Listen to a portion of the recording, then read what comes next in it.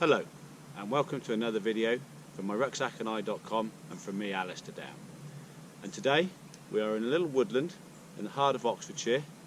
The weather is good, much changed from last week's episodes up in Snowdon. So I'm going to take the time today to show you the kit that I carry for wild camping.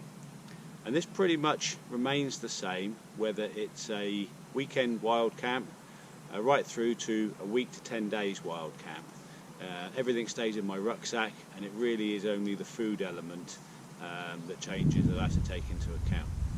So that's what we're going to look at today, and that's what I'm going to show you.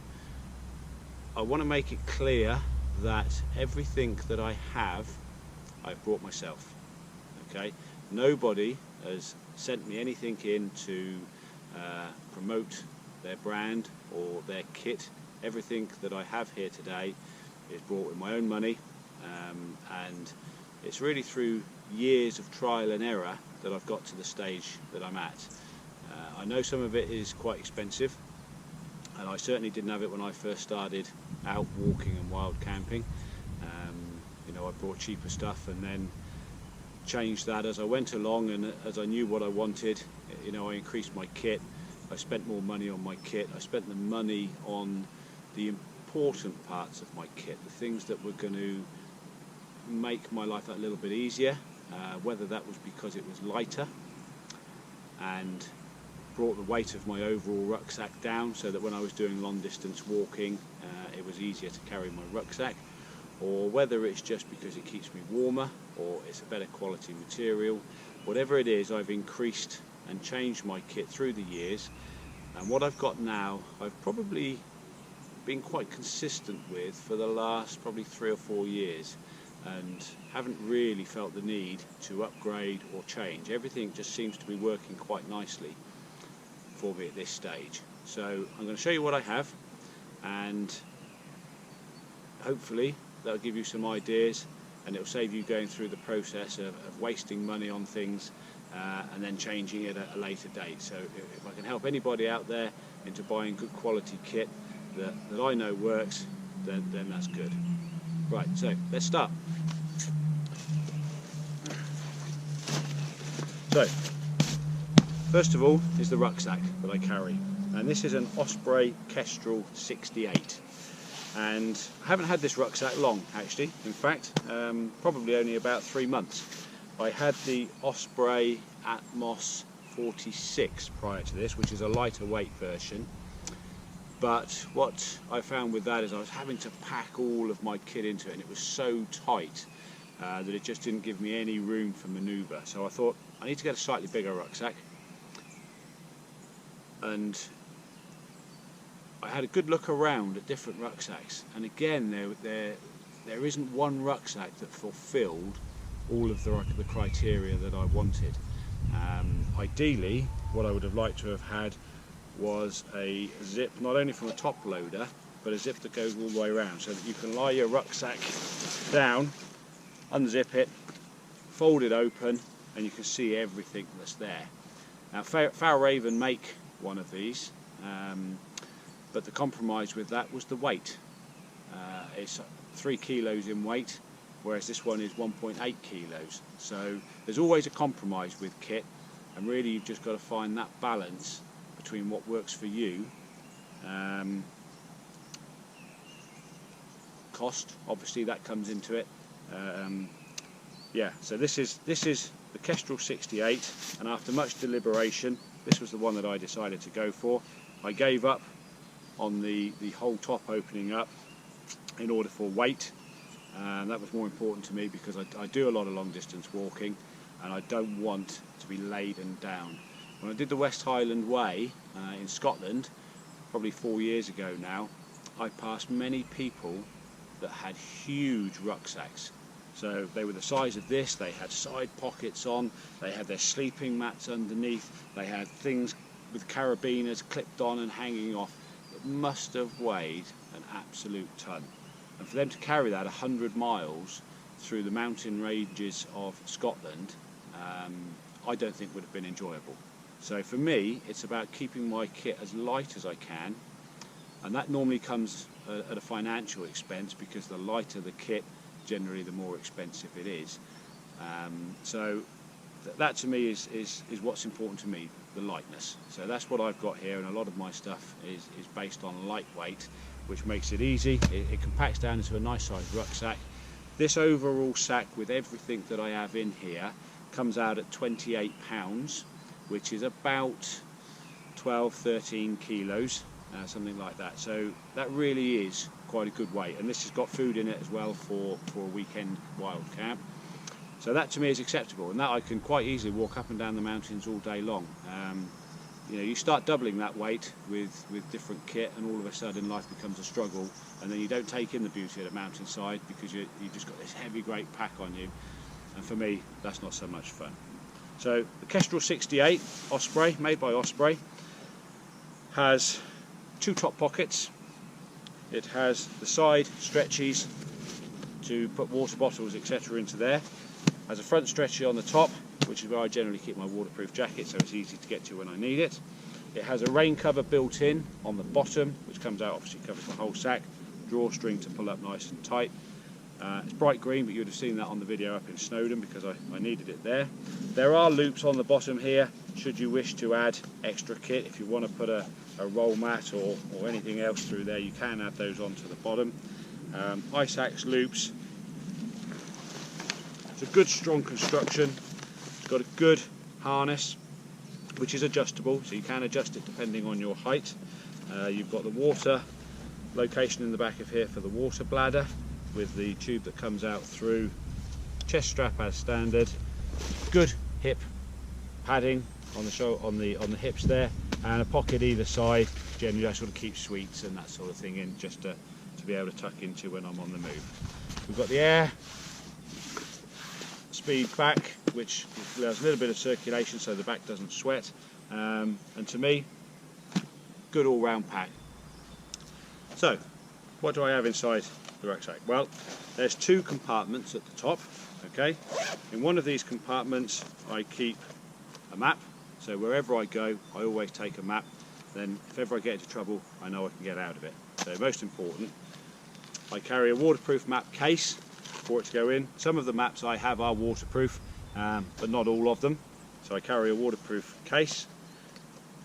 Compass, good compass to go with the map to get me out of trouble.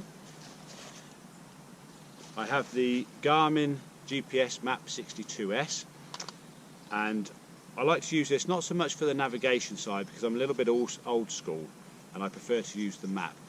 I like the data that this gives me.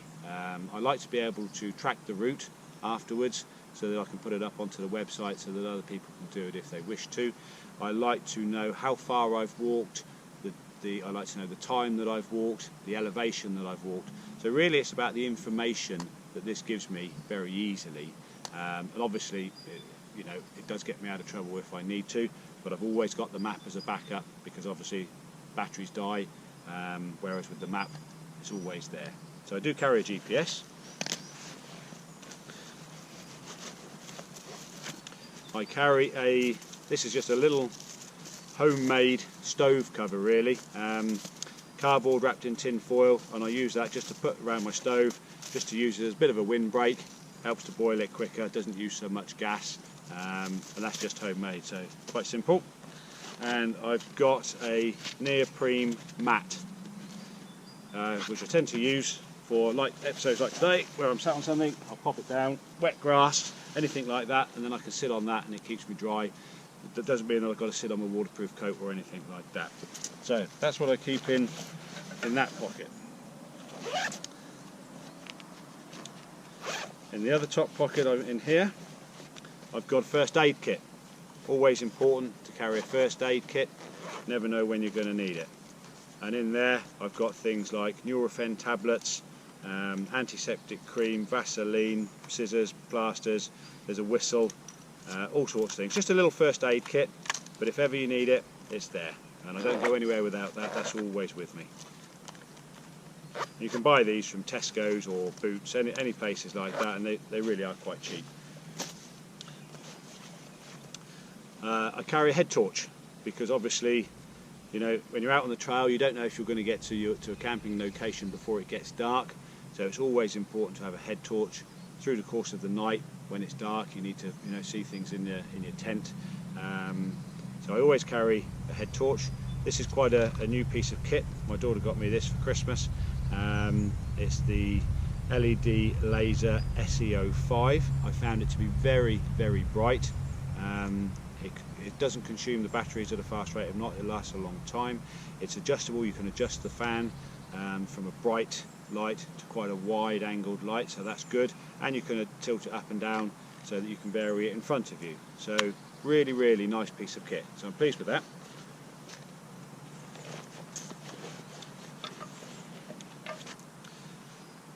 Little knife, little buck knife, locking knife, and I carry that just in case ever I need anything to cut anything. Nice and sharp, quite simple. I carry a hip flask.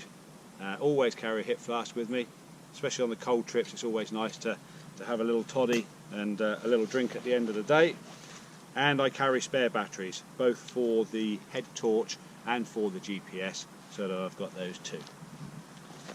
So that's the ancillaries that I carry in the top pocket.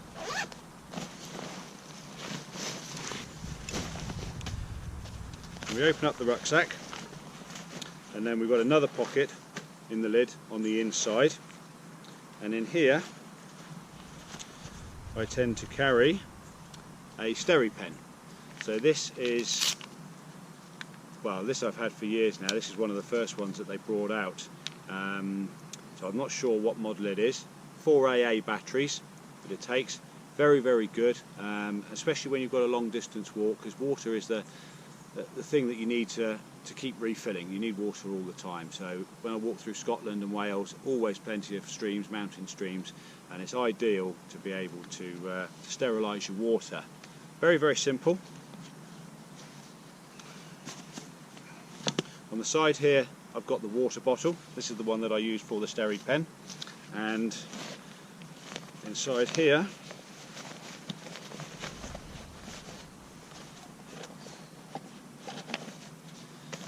there's a filter that comes with it. So effectively all you do, that screws onto the top, and inside of here there's a mesh filter, so you can run your water, scoop your water through there. That will take out any of the larger implements, all the little bits of leaf or twigs or that sort of thing, so you get quite a clear pot of water in the first place. Then you can take the filter out, take the cover off the Steripen, you press the button, the light comes on, you pop that into the top there like that, it identifies that it's got the water there, and then you just agitate the water around, the UV light comes on, and then when it flashes green, then you know that it's done and it's ready for drinking. So, and that you can just drink straight away then, and that's absolutely fantastic. It's something like 1 minute for half a litre, 2 minutes for 1 litre. So this is a half a litre container, but they do a bigger one, so you can do a litre at a time. Something like 2 minutes. It's safe to drink, really easy, never had any issues, never been ill. So really, really good piece of kit. They do smaller ones now, little field ones which are much smaller, but this has always worked. Where this gives up the ghost, then I replace it, but all the time that it's working, then I should keep it. So for me, Steripen, it saves carrying lots and lots of water. Every litre of water weighs 1 kilo in weight, so if you've got to carry a whole weekend's worth of water or 3 or 4 days worth of water, that really does load the weight of the rucksack. So to be able to just carry a couple of litres at a time, and then as you run down, sterilise it. You can always boil it if you want to boil it as a double check, but I never have on the mountains. It's always been good for me. Sterilise it, pop it back into your hydration sack, carry on drinking, next river, stream, fill up again. So for me, that is an essential part of my kit, and that's the Steripen. Water bottle. Okay. Also in here, just a little wash kit, really. This is just in its own little pack. I've got a small tube of toothpaste, little toothbrush which I've cut the handle off just so it fits inside, makes it a little bit lighter. Small can of deodorant, another little tube of toothpaste, and then a towel, and this is a microfiber towel, and made by MSR, and it packs down small, comes out to a good size, really absorbent. So I use this for a number of things, like last weekend when I was in Snowdon. It was absolutely pouring down with rain, and I get into my tent, I've still got all my wet kit on, and I've got to try and get it off. I take it off and the inside of my tent is wet. I use this, give it a good mop up, and that to me then just makes everything nice and dry, and I can then start getting my sleeping bag out and things, knowing that the inside of my tent is dry. And then obviously when I'm on longer walks and I decide I'm going to go into the stream or the river and have a quick wash and things, then it's there to be able to dry myself. So that's the MSR towel. Really good piece of kit, not very expensive, and works for me. They do different sizes. You can buy them smaller if you want to buy them smaller, but that size works for me well. And then the last things in this little pocket is an emergency blanket. So foil blanket, very small, very lightweight, very easy to use, and should I ever get in trouble with the cold, then I've got that as a backup, and I think everybody should carry one of those. So one of those. Little Kendall mint cake, just something to eat on the way, and then I've got some plastic bags and some toilet tissue. Obviously you never know when you need to go to the loo, so for me it's much easier, I think, and cleaner and better for everybody if you just take it with you, get rid of it afterwards. So there's a bag and some tissues for that. Okay, so that's the top lid pockets done, 3 pockets there. On the front we have a little compartment here, so I'll just release a little bit. And in here I keep my waterproof jacket, just so it's nice and easy to get to. Should it start to pour with rain, I can slip my rucksack off, get to it nice and quick. Okay, this is a mountain equipment, Gore-Tex lined, really nice jacket. Always keeps me dry, never had any issues with it. Got drawstrings around the bottom to keep it nice and tight in, and another little gusset there to hold it in place. Whistle in the pocket, as a lot of the jackets come with now. So should you ever need any help if you're in distress, then you can blow that. So that's my waterproof jacket. Okay, so into the main compartment now. So near the top I carry my waterproof trousers.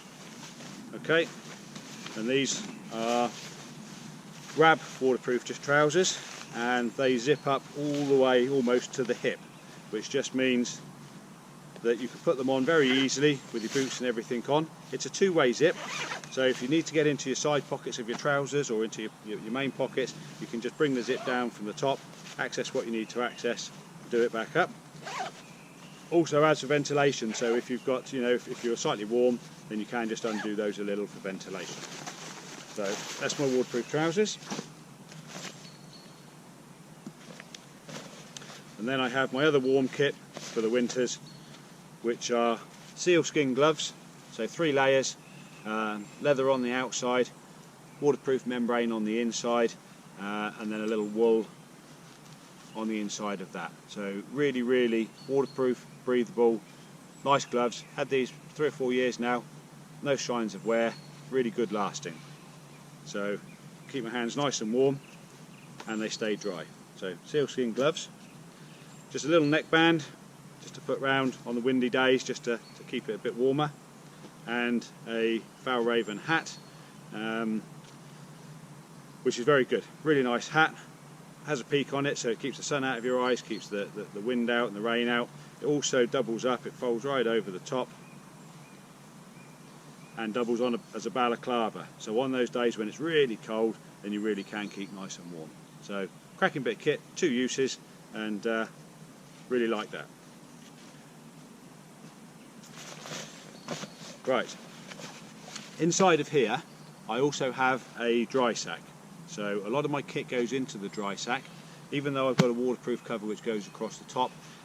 To me, keeping everything nice and dry just makes life so much easier when you're out on the trail. So I try and keep it inside, nice and dry, in a dry sack. I tend to double up on the dry sacks, So, but that's personal choice at the end of the day. Right, so what have I got in here? So I've got my cooking. Let's move this over to the side. So all of my cooking utensils are in here. Okay. Comes in its own little sack. This is the Optimus, and I'll just take it out of there to show you. And that combines of the lid, which is sort of like a little frying pan, little cooking, ideal, nice and light, all made of titanium, a little rubber handle, so it helps to keep stop the metal getting hot so that you can pick it up. So that's the lid. And then inside, everything fits in nice and neat. I've got a little tripod, and that takes the gas canister. It adjusts, two different sizes, but I use the small gas canisters because it fits inside of the pot, keeps it all together. These just fold out as standard, and that's a good solid base for the cooker to stand on. So you've got uneven ground, that stand really does help there. I've got a little titanium spork made by Optimus as well, and that's nice and light and easy to carry. And I use a folding one, it does fold like that, so again it fits inside the pot. So that's nice. And then I've got two options for lighting the stove. So I've got a windproof lighter, which I tend to use, refillable, so I keep using that, that's good. And I also use the fire steel. So should for any reason the lighter give up the ghost or fail, then I've got the fire steel, which I can use as a backup. So to me it's important that you carry two items of ignition, because at the end of the day, if one packs up, you've got a backup. If you've got nothing else, you can't cook, you can't make hot drinks, you know, you're in an environment with hypothermia. At the end of the day, it's important to be able to light it. So that's that. And then the stove itself, the pot itself, again, rubber handles. It has this little, I don't actually know what they call this, but this sits on the bottom, and what it does is it helps to spread the flame. So it increases the intensity of the flame, and what it does is it actually helps to boil whatever you have in here much quicker. And to be honest with you, if you were to three-quarter fill this with water on that burner there, 2 minutes and it's boiling. So it really is very quick, and that distribution of the heat on the bottom certainly helps to intensify the flame. So that sits nicely on top of there. And then my little wind stove, my little wind protector would just sit around there, and then that helps to just to be able to cook it all up and make it all work. So that's really good. And the fact that it all packs down into a nice, inside the pot there itself, then that works for me and just helps to keep it all together.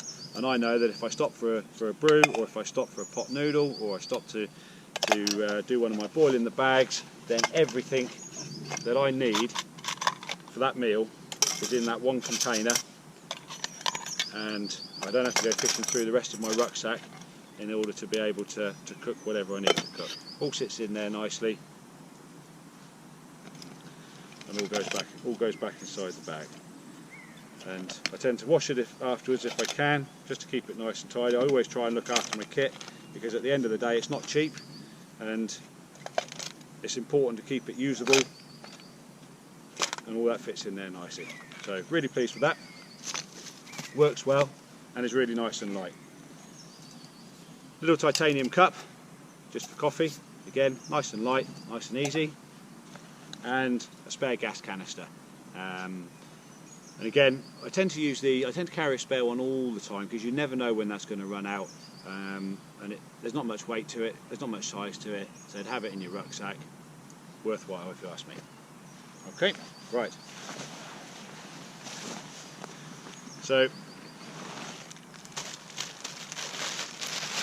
this is my food that I tend to carry. So if I'm on a weekend wild camp,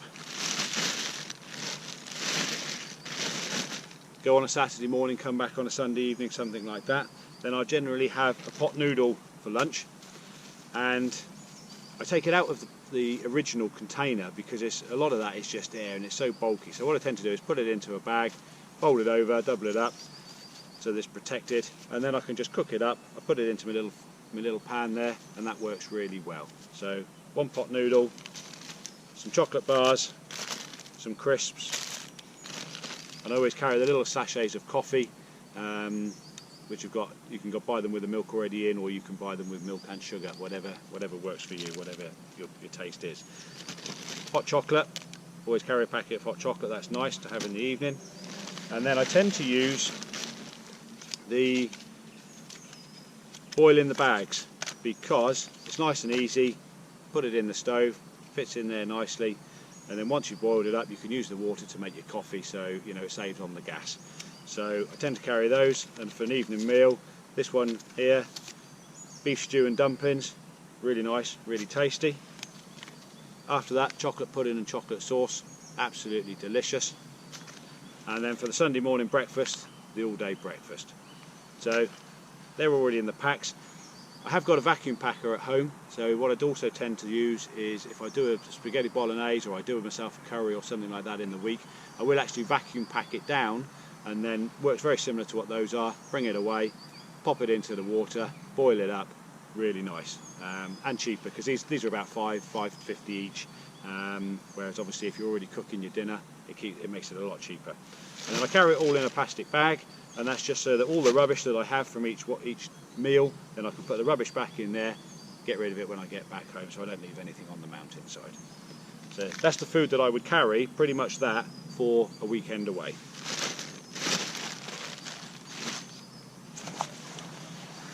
Right, so now I'm going down inside a dry sack. It's a 50 litre dry sack that's inside this bag here, and then this is what's going to carry really all of my sleeping kit and my spare clothes and that sort of thing.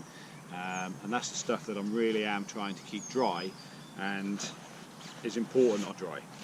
So some of this kit now you would have seen before, because of when I've done the shoots out on the mountain for the sleep system and that sort of thing. So I'm just going to get it all out of here.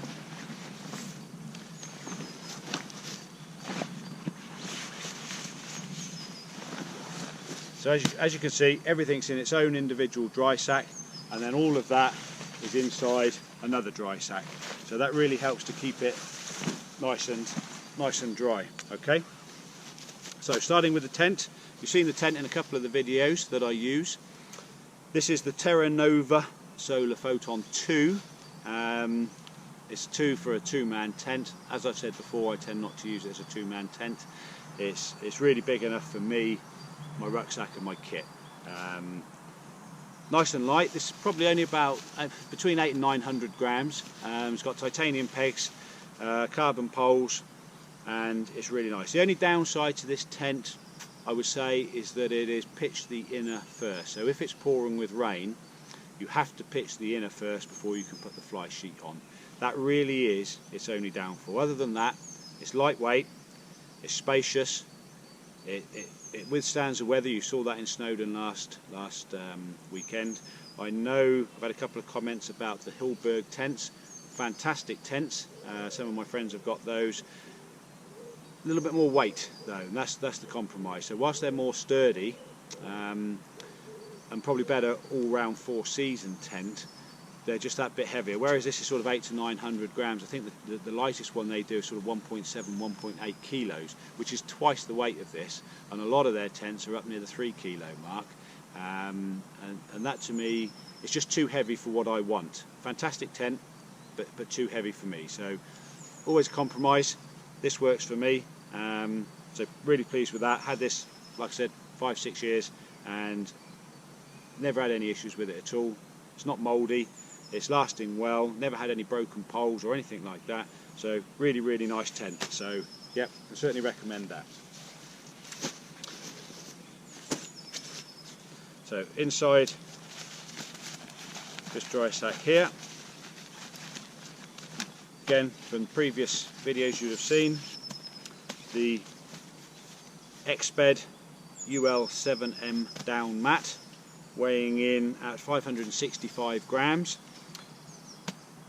Quite heavy as far as sleeping mats go. There are things like the Neo Light Air and things that are much lighter, but the thermal value of this is fantastic. With the down inside it, I've just found this to be really warm. So I use this all year round. I don't have one for the winter and one for the summer. I tend to just keep with this one, although it's slightly bigger in the bulk and slightly heavier in the weight. I know it works. For me, this is probably the single most important piece of kit that I've got here, because it really does stop all of my body heat going down through the ground, and it really does help to have a warm night. So that's what I have in there. And also inside of here, little Seed to Summit Aeros pillow, just a regular, really nice and comfortable, small, lightweight, helps get a good night's sleep. In the past I've used my rucksack, bulked it up. You can use your sleeping bag cover, put some of your spare clothes and things into there, your jacket or whatever, and use that as a pillow. But it's so small, it's so lightweight, really nice and easy. And that just goes inside that dry sack there. Okay, and then in this one,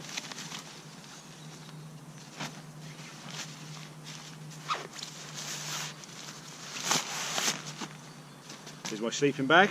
Okay, the Rab Neutrino Endurance 600.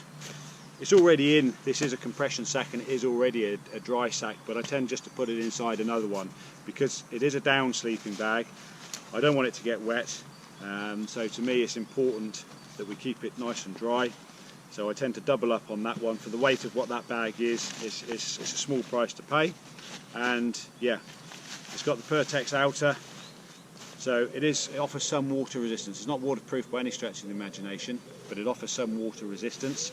And nice warm 600 fill bag, nice and warm, and I tend to use that all year round. I do have a lighter weight one. I have the 300, so if it's in the height of the summer and it's really nice, then sometimes I'll carry that. But I've had many cold nights over the years, and they're the two items, the sleeping mat and the sleeping bag, that I tend to just stick with all year round, because I know whatever happens, I'm going to have a warm night. So that's the sleeping bag. Okay, and then inside of here, this is the clothing items that I tend to wear to bed, which you would have seen on a previous video as well. Okay, and that consists of merino wool socks, merino wool long john bottoms, and a long sleeved merino wool top. And these are all made by Sub-Zero. The good thing with merino is A, it's a warm product, B, it's very thin, it's very lightweight, so it's really nice to sleep in. It's not all bulky around you and all getting twisted up around you. It really sort of hugs your body, and it's really nice to sleep in. With it being merino wool, it keeps its thermal properties even when it's wet, so if for any reason it should get wet and you put it on, then at least you know that it's going to help to keep you warm. So they're the three items that I tend to wear to bed, all merino wool, really keep me nice and warm on that front. Okay, and then in this one, this is really just my spare clothes. You never know when it's pouring down with rain and then the next day you've got to start again. There's nothing worse than putting wet clothes on. So again, it's in a dry sack, which is inside a dry sack, and in here I tend to carry a spare pair of trousers. In the summer months, these are winter months ones, in the summer months I carry the ones that zip off, so that if I want to use them as shorts I can. There's a spare long sleeve t-shirt because it's the winter months. Again, in the summer months I'll take a short sleeve t-shirt with me. And then just spare box of shorts and a spare pair of socks. So I've got a complete change of kit should I need it, which is in its own day sack. Okay, and then the only other thing that I tend to carry is a set of walking poles. And depending on conditions, you know, I tend not to use these very much, but if it's really hilly or slippery or rocky or boggy, and I feel that I need, just especially when I've got a heavy rucksack on, it's just nice to have that extra stability. So I'll tend to carry these and get these out as and when I need them. Doesn't happen very often. So these are made by Black Diamond. They are carbon fibre, very light. I think they're something like 350 grams for the pair, 175 grams each, so really light. and it's just a case of sliding it down into position and they lock up like that. Really, really light, really easy, really strong, never had any problems with them. They're a little handhold, little wrist loop that you can just put your wrist through, hold on to, do it up across the back so that you've got a support there, and really, really nice. But I tend to only use these when I need to. Some people walk with poles all the time, but for me it's just a case of getting them out when I have. So thank you very much for watching. If you've got any comments on any of the kit, then I'd really like to hear about it.